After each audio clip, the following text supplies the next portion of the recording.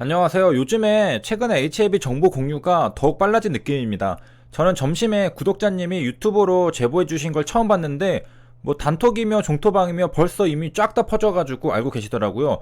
그리고 놀랐던 것은 뉴스도 곧장 나왔습니다. 그래서 HLB 리보세라님 선약 낭성암 FDA 희귀약 지정 뉴스까지 나왔습니다.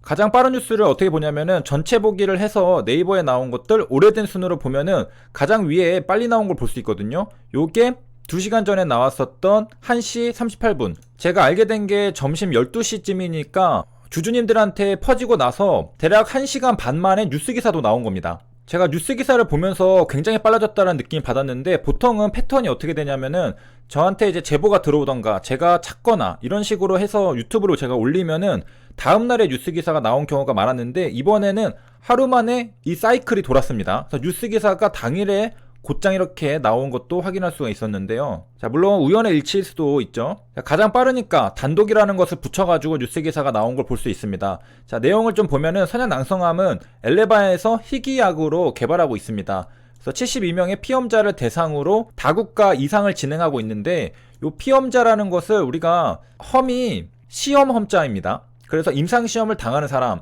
그래서 72명을 대상으로 진행을 하고 1차가 ORR, 2차가 OS, PFS, DCR입니다. 그래서 희귀의약품으로 지정이 되면은 어떠한 특혜가 있느냐? 바로 세금 감면, 허가 신청 비용 면제, 시판 허가 승인 시 7년간 독점 부여 등의 혜택을 받게 됩니다. 미국에서는 매년 1200건 발생하는데 희귀의약품이라는 것이 만약에 이러한 특혜가 없다면 개발을 안 하겠죠. 그러니까 개발이 원활히 이루어질 수 있도록 지원을 하는 제도가 있는 겁니다. 그러면 이런 인센티브가 있기 때문에 제약회사들은 신약을 개발할 수가 있겠죠. 자, 요게 이상이 진행이 되고 있는 건데 이상이 완료된 다음에 1차 치료제로 FDA에 품목 허가를 접수할 계획이라고 합니다.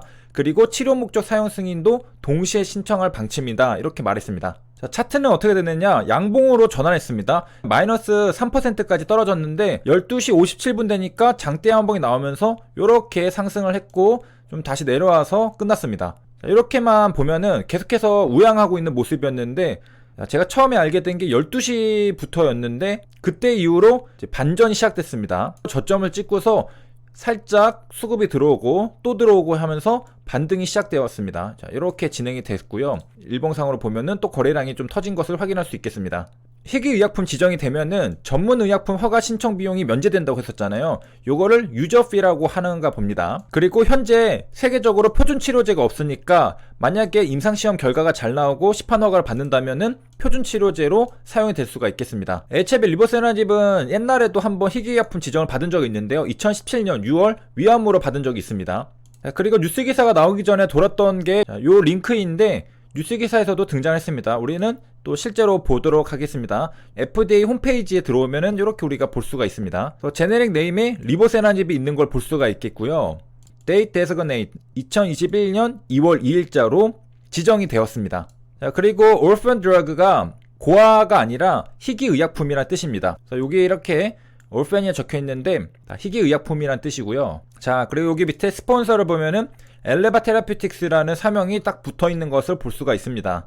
게임스톱의 주가를 리뷰를 해보면은 올라갔다가 $90까지 떨어졌습니다. 그래서 마이너스 60%까지 떨어졌는데 공매도랑 싸우는 게임스톱의 테마 이슈가 좀 사라지게 되면서 HLB가 오늘은 자체적으로 희귀의약품 지정 뉴스 기사와 함께 수급이 잠깐 쏠렸던 것을 우리가 확인할 수 있겠습니다. 그래서 요거까지 보면은 2008년도쯤 폭스바겐의 주가를 비교해보면은 여기서도 150에서 300이니까 2배 뛰었었잖아요. 폭스바겐도 400에서 800까지 대략 2배 정도 뛰고서 고점 찍고 내려왔었는데, 자, $90인 현재까지도 마켓캡은 15조 원입니다. HLB보다 이렇게 $90인데도 3배가 높은 상태이고, 게임스톱 같은 경우에는 이렇게 해서 여기서 저점 찍고 다시 이렇게 올라갈지, 폭스바겐의 차트를 보면은 이렇게 찍고 다시 올라가는 경우도 있거든요. 그럴 경우에는 엄청나게 상승하는 건데, 아니면은 여기가 고점이었는지 이후에 추정해보면서 검토를 해보는 것도 나중에 투자 경험을 쌓는데 중요한 자산이 될 거라고 생각을 합니다.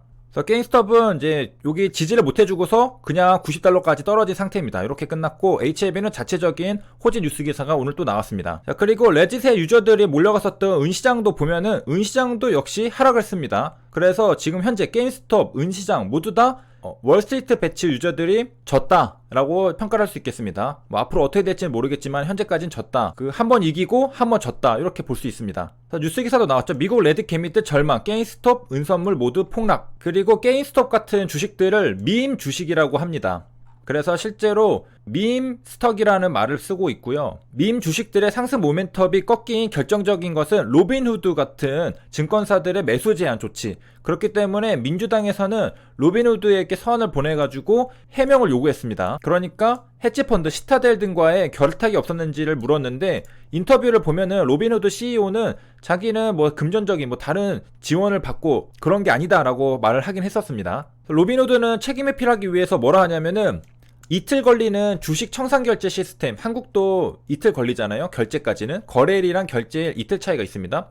이런 문제를 제기하고서 실시간 거래가 가능하도록 만들어야 한다라고 블로그를 통해 주장했는데, 결국에는 자기들의 책임이 아니다라는 주장을 하기 위한 것입니다. 로빈후드가 거래 제한을 하니까 투자자들이 스퀘어라는 캐시앱으로 이동했는데, 캐시앱에서도 AMC랑 노키아 주식에서 매수 제한 조치를 당했습니다. 스퀘어 측은 왜 그랬냐? 클리어링 하우스에서 증거금 증액을 요구해온 때문이라고 밝혔습니다. 그러니까 한마디로 미국 개미들이 로빈후드에서 거래를 하려고 했는데 매수가 안 되니까 스퀘어로 옮겨갔는데, 여기에서도 역시 매수 제한 조치를 당했습니다. 그러니까 제대로 된 공격을 못하고서 속수무책으로 당할 수밖에 없었다. 그리고 은시장은 어떻게 됐느냐? 은시장으로 몰려간다는 얘기도 있으니까 골드만삭스에서도 분석을 해봤습니다. 레딧 개미들이 뭉치면 어떻게 될까? 이런 것도 실제로 계산을 또 했는데, 보니까 500만 명 월스트리트 배치 개미가 한 명당 4,600온스를 사야지 쇼스퀴즈를 유발할 수 있다라고 또 분석을 했습니다. 그러니까 골드만삭스도 계산을 한번 해본 거죠. 뭘 이런 걸 계산하고 있느냐라고 생각할 수 있겠지만은, 굉장히 시장에서 관심이 많았기 때문에 또 이런 것들도 시장에 영향을 줄 수가 있으니까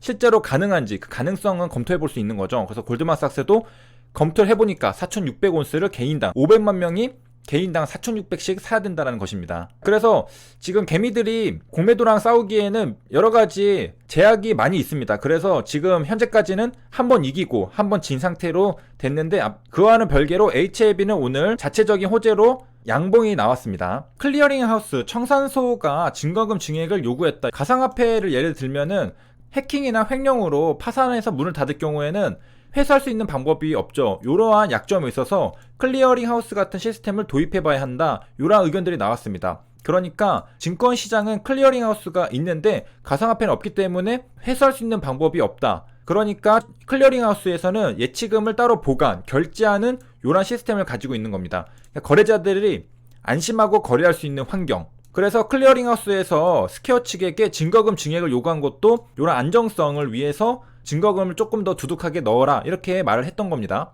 정확하게 클리어링 하우스는 뭐냐? 상품 거래 업무 중에서 위탁 증거금의 예탁, 그리고 청산 업무를 행하는 회사를 뜻하게 됩니다. 미국에서는 클리어링 하우스, 영국에서는 세틀먼트 하우스라고 부른다고 합니다. 한마디로 정산소, 청산소, 클리어링, 청산이라고 한다면은 청산소, 미국은 클리어링 하우스, 그 다음에 정산, 세틀먼트라고 한다면은 우리가 정산소, 영국은 세틀먼트 하우스라고 하죠. 어쨌든 계약 당사자가 거래를 종료하고 돈이나 물자를 주고받으면서 계약을 마무리하고 정리하는 게 바로 정산입니다. 나는 돈을 준다고 했는데 이틀 뒤에 돈이 부족하고 하면은 문제가 생기겠죠. 그렇기 때문에 증거금을 두둑하게 넣어야 된다, 이러한 뜻이고, 한국에서는 한국거래소 KRX가 클리어링 하우스의 역할을 합니다. 여기까지 시청해주셔서 감사합니다.